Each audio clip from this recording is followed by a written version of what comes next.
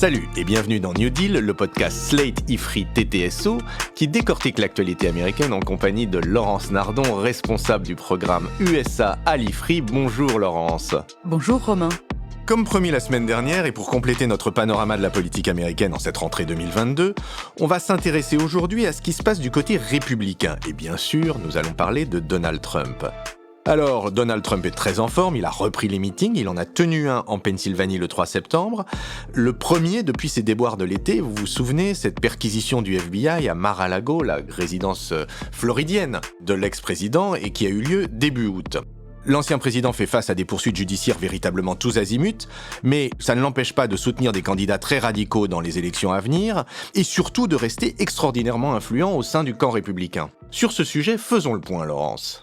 Oui, on continue à ne pas pouvoir parler du Parti républicain sans parler de Donald Trump. On se demande combien de temps ça va encore durer. Je vous rappelle qu'il a 76 ans, donc encore de très belles années devant lui, certainement. La question, plus largement, c'est aussi de savoir où va le Parti républicain, un parti qui, aujourd'hui, est composé de 3 groupes principaux. Il y a d'abord la base de la droite chrétienne, conservatrice, réactionnaire. Cette première composante, elle a maintenant la Cour suprême de ses rêves, une cour peut-être trop zélée, justement, notamment sur la question de l'avortement. On en a déjà parlé. La deuxième composante du Parti républicain, c'est la base populiste trumpiste, celle qui se retrouve dans le slogan MAGA, Make America Great Again. Cette base-là, elle adhère à la théorie de l'élection volée en novembre 2020. Alors, ces 2 premiers groupes dont on vient de parler ne sont pas forcément étanches, il y a des passerelles entre les 2. Le troisième, en revanche, c'est le groupe des républicains anti-Trump, qui est quand même plutôt silencieux, à part Liz Cheney, la représentante du Wyoming. Ce qui est évident, c'est que les 2 premières composantes de cette base républicaine, elles sont beaucoup plus nombreuses et beaucoup plus puissantes, et elles laissent Donald Trump en position de force pour les mois et les années qui viennent. Avant de regarder le rôle de Trump au Parti républicain, faisons un petit point quand même sur ses affaires judiciaires. Oui, il faut faire un point de temps en temps parce que les affaires sont très nombreuses et la justice avance lentement. L'ex-président, à l'heure actuelle, il est impliqué dans des affaires d'ordre politique, mais aussi dans des procès liés à la Trump Organization ou à sa vie privée. Alors, voici les principales, d'abord sur le plan politique. L'affaire qui a fait le plus de bruit récemment, vous en avez parlé dans l'introduction, elle a éclaté le 8 août, lorsque le FBI a perquisitionné donc sa résidence floridienne de Mar-a-Lago. Le FBI était mandaté par le département de la justice pour chercher à récupérer des documents officiels, classés secret défense pour certains, qui n'avaient pas été restitués par Trump après son départ de la Maison-Blanche, et ce, malgré de très nombreuses réclamations officielles. Cette perquisition a eu des conséquences sur le plan politique ? Dans les jours qui ont suivi, elle a semblé galvaniser les républicains en soutien à leur ex-président. Mais depuis, on a vu sortir des informations selon lesquelles des documents portant sur les forces nucléaires américaines avaient été retrouvés dans les 11 boîtes qui ont été récupérées par le FBI le 8 août. Si c'est avéré, ça pourrait amener Trump à être condamné au titre de l'Espionnage Act de 1917. Et du coup, on voit bien que ses soutiens républicains sont embarrassés. Regardons par exemple Ron DeSantis, qui est ce gouverneur de Floride, possible candidat trumpiste pour les présidentielles de 2024.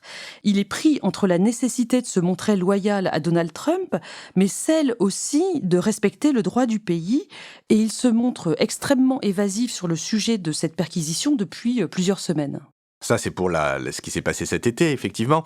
Mais il y a aussi la commission d'enquête sur les événements du 6 janvier 2021, l'assaut donné au Capitole. Et on se souvient des auditions télévisées qui ont eu lieu au mois de juin. C'est l'autre grande affaire politique. La commission d'enquête de la Chambre des représentants a mené des auditions. Alors, c'était en juin et juillet. Elles vont reprendre en septembre, mais j'ai pas trouvé de date pour l'instant. La commission devrait conclure ses travaux à la fin de 2022 au plus tard. Et elle pourrait alors transmettre un dossier d'accusation au département de la justice. Le secrétaire à la justice, qui s'appelle Merrick Garland, aura alors la responsabilité de décider s'il engage ou non des poursuites judiciaires contre Donald Trump. Et puis, il y a une dernière affaire politique dont il faut parler, c'est celle de Géorgie. Romain, vous devez vous souvenir que après l'élection de novembre 2020, Trump avait fait pression sur les responsables du processus électoral en Géorgie pour qu'ils lui trouvent des voix supplémentaires. Il avait notamment appelé le 2 janvier 2021 Brad Raffensperger, qui est le secrétaire d'État de Géorgie, donc responsable du processus électoral dans l'État, et il demandait très précisément 11 780 voix pour remporter la Géorgie. Raffensperger avait refusé, ce qui était assez courageux puisqu'il avait été menacé par la suite. Il y a donc un procès qui est intenté par le comté de Fulton, là où se trouve Atlanta, la capitale, contre Donald Trump et un certain nombre de ses conseillers à l'époque. Alors ça, c'était pour les affaires du volet politique, mais il y a un autre volet, celui des affaires de corruption, et on en est où là-dessus ? Oui, il faut parler aussi des poursuites plus anciennes, en effet, pour de la fraude fiscale, pour des estimations trompeuses de la valeur de biens immobiliers et d'autres faits de corruption en général, en lien avec les activités de la Trump Organization. C'est très compliqué parce que certains des procès sont intentés par l'État de New York, d'autres par le district de Manhattan. Il y en a au civil, il y en a au pénal. Ce qu'il faut retenir, c'est que le directeur financier de la Trump Organization a plaidé coupable le 18 août dernier pour 15 chefs d'accusation. Un procès contre la Trump Organization aura enfin lieu le 24 octobre, les juges ayant refusé les manœuvres dilatoires intentées par le camp Trump ces derniers mois. Laissez-moi vous poser la question à 200 000 $. Quelle est la probabilité pour que Trump aille en zonzon ? Cette probabilité, elle n'est pas nulle parce que il y a vraiment des affaires gravissimes dans tous les sens, mais ça va prendre du temps parce que d'abord, on l'a dit, la justice avance lentement et puis les avocats de Trump vont faire appel dans tous les sens. Il faut donc attendre de voir. Mais j'ai envie de dire que la question la plus importante, c'est celle de l'effet politique qu'aurait une condamnation sur la base trumpiste. Parce que pour l'instant, les nombreuses affaires dont on parle ne réduisent pas du tout le soutien de cette base envers son champion. Elle y voit au contraire la preuve du harcèlement organisé par les élites de l'État profond contre Trump, qui est le vrai défenseur de l'Amérique à ses yeux. D'ailleurs, il parle très souvent lui-même d'une chasse aux sorcières. Et du coup, la question pour le camp démocrate, dont Merrick Garland, le secrétaire à la justice, c'est de voir s'il faut continuer les poursuites au nom de la justice et pour l'histoire d'une certaine manière, ou s'il faut les interrompre pour apaiser le climat politique, pour des raisons de tactique politique, véritablement. Donc on arrive là à la frontière entre le judiciaire et le politique, et franchissons ce pas. Vous nous parliez en introduction de l'emprise de Trump et de ses idées sur le parti républicain. Eh bien, allons-y, Laurence. Oui, allons-y. Depuis le printemps dernier et jusqu'à ces derniers jours, se sont déroulées les primaires pour les élections de novembre prochain. Il s'agissait de désigner les candidats pour la Chambre des représentants, pour le tiers du Sénat qui est renouvelé, et puis aussi pour les très nombreux postes au niveau des États, postes exécutifs comme les gouverneurs, mais aussi les chambres législatives et puis des postes judiciaires également. Dans les primaires républicaines, Trump a été extrêmement actif parce qu'il a soutenu environ 200 candidats. Certes, les 3/4 de ces candidats étaient des candidats sortants, parfois sans adversaire dans les primaires, donc les victoires pour eux ont été faciles, mais certains des candidats soutenus par Trump faisaient face à des républicains plus modérés. Eh bien, ce qu'on voit, c'est que la plupart des candidats soutenus par l'ex-président ont gagné, ce qui montre la persistance de son emprise sur le parti, comme vous le disiez, Romain. Vous avez quelques exemples ? Parmi les candidats notables soutenus par Trump, on peut déjà citer le romancier J.D. Vance, qui a eu tellement de succès en 2016 avec son roman Hillbilly Elegy, dans lequel il raconte la vie très difficile des petits blancs dans les Appalaches. Eh bien, Vance a remporté le 3 mai dernier la primaire républicaine pour le siège de sénateur de l'Ohio. Et puis, Donald Trump a surtout réussi à faire battre la représentante du Wyoming, Liz Cheney, par une candidate dévouée à sa cause.